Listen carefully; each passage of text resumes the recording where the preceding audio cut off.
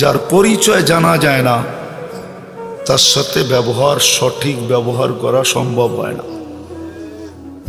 যার পরিচয় জানা না যায় তার সাথে সঠিক ব্যবহার করা যায় না। আপনাদের এমপি মহোদয় সাহেব একটু আগেই বাহির হলো, ঠিক না? কিন্তু পাগড়ি যখন মাথায় দিলেন, টুপি মাথায়, পাগড়ি, দাড়ি, আবার মেহেন্দিও লাগানো, ঠিক না? যে অবস্থায় বাহির হলেন, যে না চিনে সে মনে করবে কোনো মক্তবের হুজুর, নাইলে কোনো মসজিদের ইমাম। এতটুকুই তো। সে যে বাংলাদেশের ন্যাশনাল অ্যাসেম্বলির একজন মেম্বার, কেউ জানবে না যদি না চিনে, ঠিক না? কি বলেন? এই জন্য পরিচয় না জানা পর্যন্ত ব্যবহার সম্ভব হয় না। আবার পরিচয় জানার সাথে সাথে পরিচিত ব্যক্তিটার কতটুকু আমি প্রয়োজন রাখি এটাও জানা উচিত। দুটেই জানা উচিত, তখন যে সঠিক ব্যবহার হয়। আমি কতটুকু প্রয়োজন রাখি, তার পরিচয় কি, আর আমি কতটুকু প্রয়োজন রাখি, দুটা বিষয়। কিন্তু আমাদের নবীজির শান জানা আমাদের দরকার। যদি না জানি, আজকে মুসলমান নবীজির শান না জানার কারণে, না শোনার কারণে, না চর্চা করার কারণে, হায় হায়, যেখানে কোনোদিন ভাবা যেত না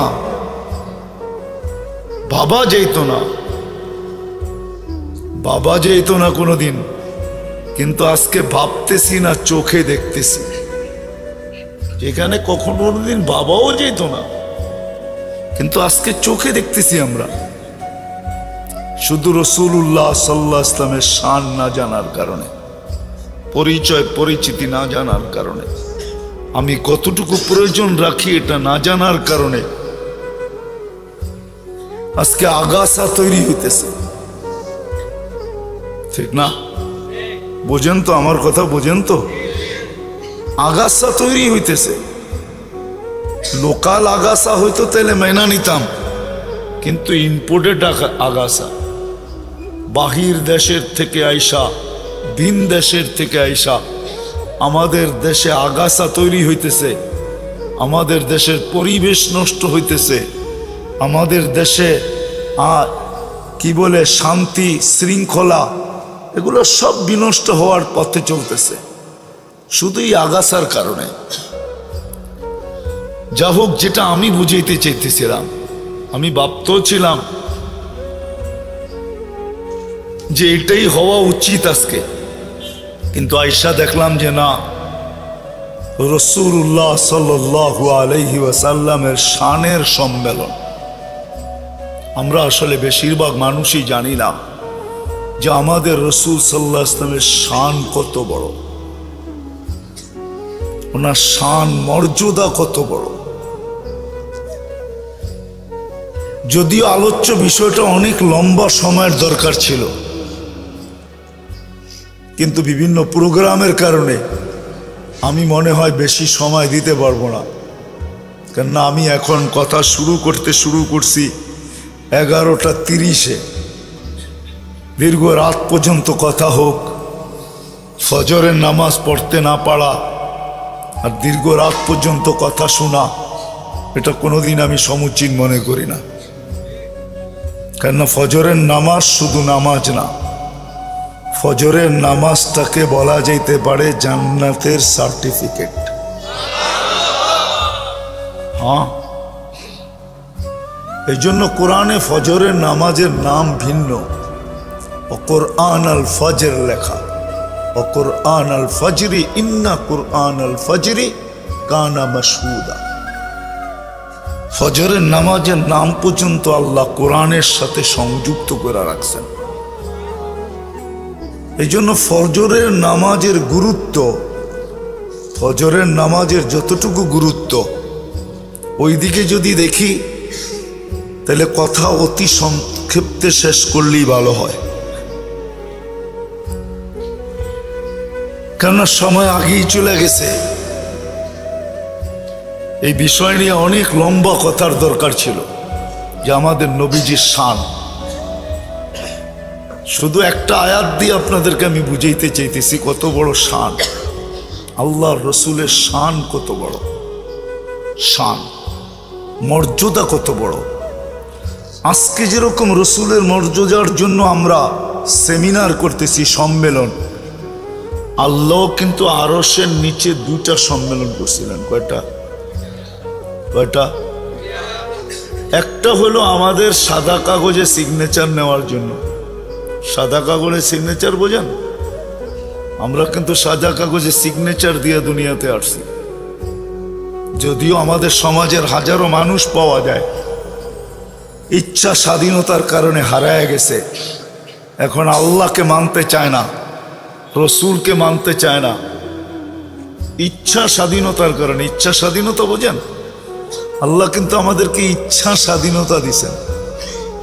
এই জন্য আপনি আর আমি যেমন খুশি তেমন চিন্তা করতে পারি, যা খুশি তা বলতে পারি, যা খুশি তা লিখতে পারি, যেমন খুশি তেমন চলতে পারি। সৃষ্টির ভিতরে একমাত্র 2টা প্রাণী আছে যাদেরকে আল্লাহ ইচ্ছা স্বাধীনতা দিছেন, কিন্তু আমাদেরকে একটু বেশি দিছেন। জিন আর ইনসান, এই 2জনকে আল্লাহ ইচ্ছা স্বাধীনতা দিছেন। কোন সৃষ্টির ভিতরে আর কোন সৃষ্টিকে আল্লাহ ইচ্ছা স্বাধীনতা দেন নাই। ইচ্ছা স্বাধীনতা বোঝেন? হ্যাঁ, কোন স্বাধীনতা দেন নাই। কাউকে বলছে সেজদায় পড়া থাকো, জন্ম লগ্ন থেকে কিয়ামতের সকাল পর্যন্ত সেজদায় পড়া আছে। ও আমাদেরকে জিজ্ঞাসা করেন, আকাশের ভিতরে সেজদায় পড়া থাকতে বলছে, ও জন্ম লগ্ন থেকে কিয়ামতের সকাল পর্যন্ত ওয়াহুয়া সাজিদ, সেজদায় পড়া আছে। লা ইয়াগফাল ওয়ালা ইয়ালতাফিত, না বিমুখ হওয়ার সুযোগ আছে, না এদিক ওদিক তাকানোর সুযোগ আছে। আল্লাহকে বাধ্য করছেন, আমাদেরকে ইচ্ছা স্বাধীনতা দিচ্ছেন। এই জন্য আমরা যা খুশি তা বলতে পারি। বলেন, সারাদিন মানুষ সবচেয়ে বেশি গালি কাকে দেয় জানেন? কাকে? আল্লাহকে। বিশ্বাস হয় না? আপনি তো নাউজুবিল্লাহ পড়তেছেন, ঠিক না? আপনিও তো গ্রাম দেশের মানুষই, ঠিক না? কি বলেন? হ্যাঁ, কি কাপড়টা শুকাইতে দিল, বৃষ্টি চলে আসলো, মা বোনরা বাস অনেকক্ষণ আল্লাহকে ধুইয়া ফেললো, ঠিক না? দোয় না, হ্যাঁ, মনে হয় বুঝাইতে পারিনি, ঠিক না? হ্যাঁ, আগে ঘর লেপতো, ঘর লেপা বোঝেন? লেপতো না? এই লেপতে শুরু করছে, শেষ পড়ায় বৃষ্টিটা নাইমা লেপাটাকে নষ্ট করে দিল, বাস লইল আল্লাহকে, ঠিক না? সত্য তো? হ্যাঁ, আমাদের রিক্সাওয়ালারও তো সারাদিন বলে আল্লাহ আমাকে কি দিছে, ঠিক না? কার বিরুদ্ধে বলতেছে? হ্যাঁ, আল্লাহর বিরুদ্ধে বলবে। স্বাধীনতা না দিলে 24 ঘন্টা অক্সিজেন বুক করবে আল্লাহ। হ্যাঁ, জানি না বুঝবেন কি বুঝবেন না, আমার কথা বোঝানোর জন্য একটু পিছের থেকে নিয়ে যেতেছে। আমরা যে শ্বাস ছাড়ি আর নেই, এই 2টার ভিতরে কতটুক দূরত্ব এটা জানেন? কতটুক সময় লাগে? হ্যাঁ, কতটুক জানেন? হ্যাঁ, ন্যানো সেকেন্ড বলে আরেকটা আছে, ন্যানোর থেকেও কম।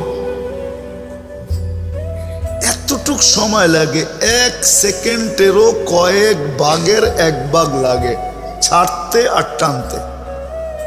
আমরা নেই পিউরটা, যখন ছাড়ি তো এটা 100% দূষিত, বিষ বলতে পারে। আমাদের স্বাস্থ্যের জন্য এটা বিষ। কিন্তু এই ছাড়া টানার ভিতরে হলো এক সেকেন্ডেরও কয়েক ভাগের এক ভাগ মাত্র সেকেন্ড। এতটুক সেকেন্ডের ভিতরে আমি যে 200টা ছাড়লাম, আল্লাহ কুদরত দিয়া রিফাইন করেন,